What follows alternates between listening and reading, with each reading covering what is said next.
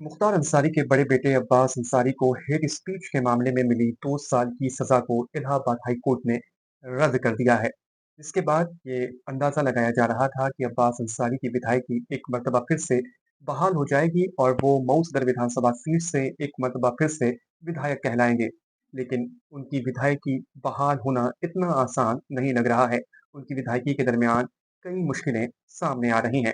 मामला ये है कि हेट स्पीच के मामले में जब उन्हें 2 साल की सज़ा सुनाई गई थी, तो उनकी विधायकी रद्द हो गई थी और सचिवालय ने चुनाव आयोग को ये नोटिस भी जारी कर दिया था कि ये सीट अब खाली है और उपचुनाव होने की भी खबरें सामने आने लगी थी। लेकिन अब जबकि उनकी 2 साल की सज़ा रद्द हो गई है, इसके बावजूद सचिवालय ने फिलहाल अभी तक जो है उनकी सीट को खाली ही डिक्लेयर किया हुआ है और इधर अब्बास अंसारी की जानिब से भी कोई एप्लीकेशन विधानसभा अध्यक्ष या सचिवालय को नहीं सौंपी गई है।